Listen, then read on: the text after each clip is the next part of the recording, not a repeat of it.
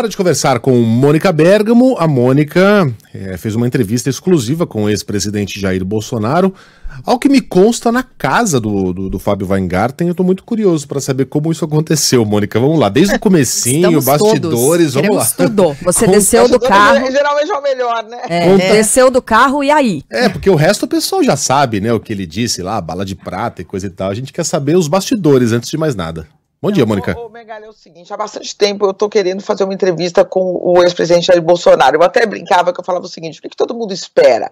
Espera pegar a Folha de São Paulo e ver uma entrevista do Lula comigo ou com algum outro jornalista da Folha de São Paulo. Não, vamos fazer uma com o Bolsonaro, que brigou com a Folha os 4 anos de governo, né?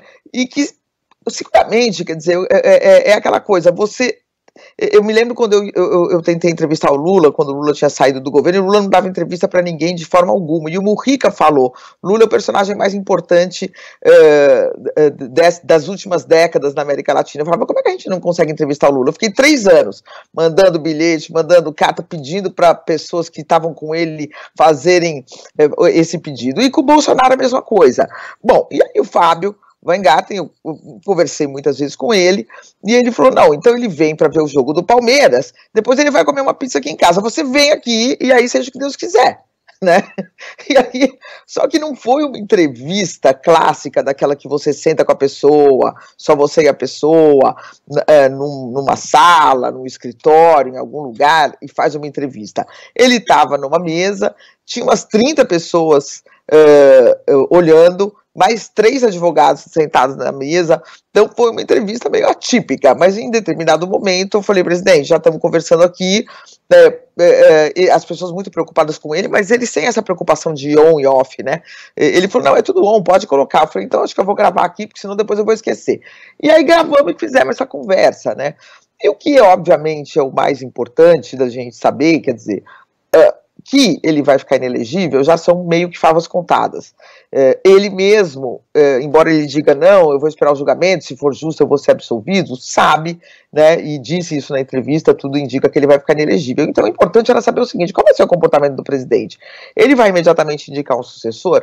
E aí fica claro que não, né, porque ele fala da Michelle, eu perguntei da Michelle, ele espontaneamente começa a elogiar a Michelle, né, Bolsonaro, dizer que ela está tendo um desempenho tremendo nos discursos, que ela fala super bem, que nem ele conhecia esse lado dela, mas que ela nem foi treinada, talvez na igreja, mas que ela fala maravilhosamente bem em eventos políticos. Aí eu perguntei se ela seria o nome, daí ele fala, a Michelle pode ser, se ela quiser, mas ela não tem nenhuma experiência, como é que ela vai lidar com 594 parlamentares sem ter experiência alguma, até para ser prefeito é muito difícil, ela tinha que ter alguma experiência, ela não tem. Perguntei do Tarcísio, e aí foi curioso, Tarcísio de Freitas, governador de São Paulo, que é o nome natural que todo mundo fala, né, o Megali, diante do Bolsonaro inelegível, que tudo vai se voltar para o Tarcísio de Freitas. Aí ele fala, ele é um bom gestor, mas eu preciso falar com ele. Daí eu pergunto claramente, o senhor apoiaria ele para presidente? Daí ele fala, não, isso não é hora. Daí ele fala, eu tenho uma bala de prata para 2026. E aí ele me disse que não ia revelar qual é a bala de prata, porque senão eu ficaria perturbando no bom sentido. Não entendi muito bem o que ele quis dizer, mas ele falou isso. Não vou aqui, você vai ficar perturbando no bom sentido, não vou te dizer qual é essa bala de prata. Agora, eu fiz uma outra pergunta, Megali. Se ele acha que esta condenação que ele seguramente vai sofrer pode ser revertida mais à frente. Porque depois de tudo que aconteceu com o presidente Lula, Megali, óbvio que isso está no horizonte, né? O Lula foi condenado, o Lula foi preso, o Lula foi considerado inelegível, ninguém naquele momento imaginava que, alguns anos depois, ele estaria subindo a rampa do Palácio do Planalto, né? Então, eu perguntei isso para o ex-presidente Bolsonaro, e ele falou, eu conheço a composição das cortes, ou seja, a composição do TSE hoje é uma, amanhã é outra, totalmente diferente, daqui a 2, 3 anos, né, dependendo de como o governo Lula, o desempenho do governo Lula, né, a direita ganha mais força, né, então é por aí que eu acho que ele está apostando, né, eu acho que ele está olhando o quadro e achando que ele vai ficar inelegível, mas que isso não é para sempre, e que não vai ser agora que ele vai passar esse bastão, como o Lula, por exemplo, nunca passou de verdade, né? Lula nunca chegou e falou, esse aqui é o meu sucessor político, vai voar, Não, ele sempre manteve aquele bastão na mão dele. Acho que o Bolsonaro está pensando em fazer a mesma coisa. Muito embora a decisão não seja dele, né? Isso daí o eleitor vai se movimentando e o mundo político vai se movimentando para conseguir segurar o bastão. Tem que fazer como o Lula, que é manter uma expectativa real de poder, senão esse bastão sai da mão, sai voando, sai correndo, né, Megali? O Mônica, e ele expressou mais uma vez a crença de que o quebra-quebra promovido no dia 8 de janeiro teria sido por obra de infiltrados governistas, né? E aí, no caso... Não sei se é uma crença, mas é o discurso dele, enfim, né? É aquilo que ele externa, né? E em relação àquele que a gente sabe que não era um infiltrado, que queria explodir o aeroporto de Brasília, esse ele chamou de imbecil. Sim, falou que era um imbecil, que ele jamais concordaria com isso.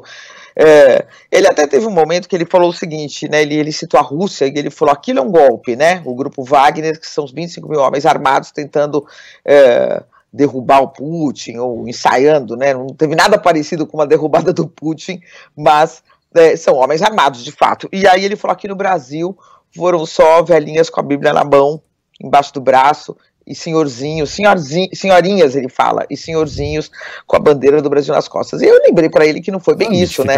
Teve essa tentativa de explodir uma bomba no aeroporto. Eu me lembro daquela cena de pessoas derrubando um ônibus num viaduto na capital federal, você lembra disso, colocando fogo na cidade. Depois, no dia 8 de janeiro, invadindo a sede dos Três Poderes, né? E aí ele falou: não, esse é um imbecil e esses outros não tinham infiltrados.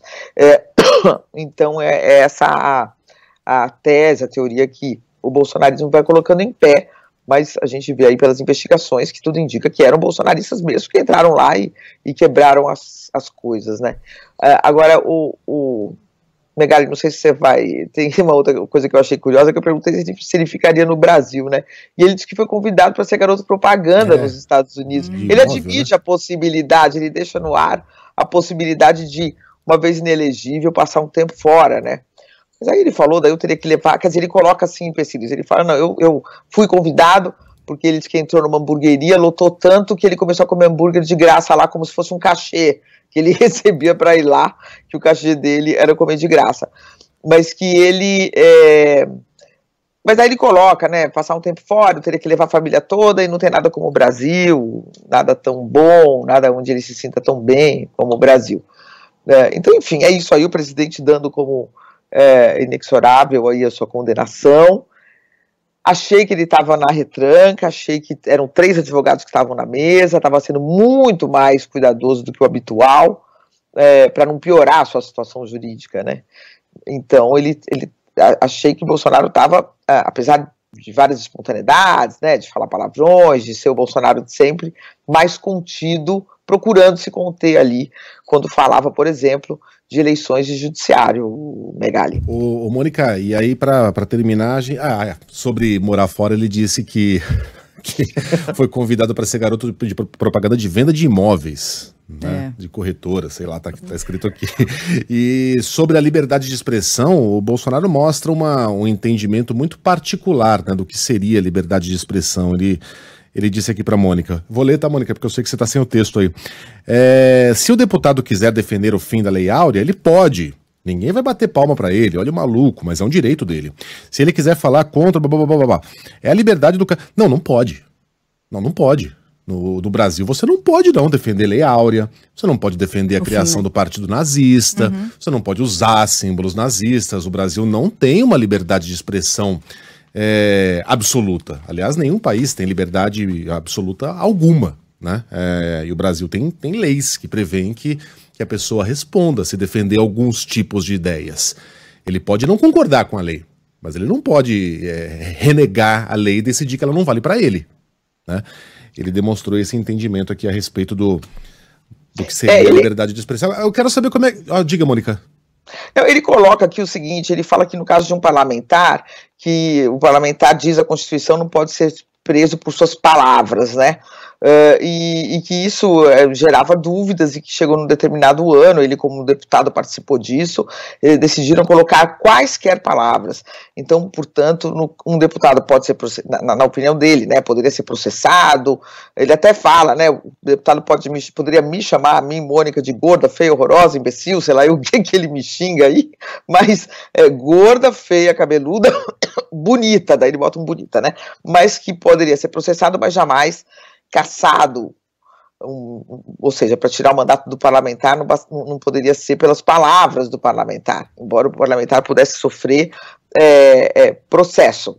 Né? Esse é o argumento dele e a defesa que ele faz aí da inviolabilidade do mandato parlamentar, que é algo polêmico mesmo, né, Megali? Muito polêmico, isso não vai, é uma polêmica que não se esgota aqui. Eu estava outro dia vendo até uma notícia sobre como em cada país as coisas, a margem vai para cá, né, o limite vai mais amplo ou é mais restrito, né, e o Brasil vai achando os seus termos e as suas regras aí. É uma construção social, né, não é uma construção só no papel. Mônica, tenho uma dúvida com relação à atmosfera dessa entrevista. Você tem experiência em entrevistar gente importante de todo o planeta e sabe captar como é que está a atmosfera. Como é que você foi recebida? Você foi bem tratada? Só lembrando que o ex-presidente Jair Bolsonaro, ao longo desses 4 anos, né, à frente aí da cadeira da presidência da República, maltratou muito jornalista, e sobretudo jornalista, especialmente da Folha e também da Globo, né? Como é que foi essa recepção a Mônica Bergamo? Acho que, bom, em primeiro lugar, a gente estava num lugar onde eu fui convidada, né, eu não cheguei lá e invadi a casa, então o clima não poderia ser assim de falta de educação, pelo menos, né, mas o presidente, achei que ele estava na retranca, achei que ele estava desconfiado, inclusive depois, assim, que falou assim, não, agora eu vou comer, então, desliga o gravador, aí houve um relaxamento maior, a conversa até foi melhor, mas enfim, não estava gravada e não era on. Né? Agora, o que eu senti ali no entorno do presidente é interessante, muitas pessoas ali, vereadores, ou então pessoas comuns, profissionais de outros lugares que estavam ali, que são amigos dele, que são amigos do Fábio, questionando bastante, me questionando muito sobre a imprensa, né? Então teve um deles que falou assim, vem cá, você acha, quer dizer, eu falei assim, olha, eu acho que existe um equívoco, né? E eu defendi fortemente a imprensa, eu falei assim, o Lula, é só ler, eu entrevistei o Lula quando ele estava preso, e eu me recordo que eu entrei lá, eu tinha 2 horas no relógio, porque era prisão, e a Superintendência da Polícia Federal estava implacável naquela época, com ele, inclusive, e falaram, foram obrigados a aceitar que a gente entrevistasse, porque a gente estava respaldado pelo Supremo Tribunal Federal, mas o Lula pegou as 2 horas, meia hora, ele pegou um papel, o Megali, Carla e Sheila, e ficou lendo um discurso contra a Rede Globo, mas assim, sem parar, e eu no desespero, porque aquilo ele fala o tempo todo. Então eu falei para eles, a imprensa foi super crítica com o Lula, é só perguntar para o Lula, e foi crítica também com o Bolsonaro, né? Então assim, falar que houve tratamento desigual, eu, no meu entendimento, acho que não, né? Acho que o Lula com a imprensa também foi uma relação difícil, tanto que o Lula não dava entrevista, né, depois que saiu do governo, era super difícil conseguir falar com ele, muito difícil mesmo, tinha uma animosidade, e agora com o Bolsonaro a mesma coisa. Eu não critico quem tem animosidade ou quem tem críticas à imprensa, eu acho que a imprensa faz um trabalho público e ela deve ser criticada também, né, eu não acho que a gente não tenha defeitos, não possa sofrer uma avaliação rígida, né, do público e dos próprios interlocutores, né, mas falar que é desigual, eu acho que não, né, então tinha um pouco esse clima, né, de me questionarem e tudo, mas num limite civilizado ali, Carla. Mas esse negócio aí de, é desigual, isso vai estar na cabeça de cada um, né. Hoje eu recebi, assim, com espaço de 2 minutos entre elas, 2 mensagens assim, uma dizendo, Megali, por que você é tão debochado quando fala do Lula? E o outro lá me criticando, dizendo que depois da eleição eu rasguei a fantasia e demonstro todo o meu petismo. Enfim, não dá pra gente entrar na cabeça das pessoas. Ô, Mônica, mais uma vez parabéns pelo trabalho. Você é atrevida, hein, Mônica? Fala a verdade. É a Mônica, né? Caramba. É caruda pra caramba, hein, Mônica? Agora eu quero entrevistar o Wagner. O Wagner é nosso próximo assunto. Beijo, Mônica. Até amanhã. Até amanhã, gente.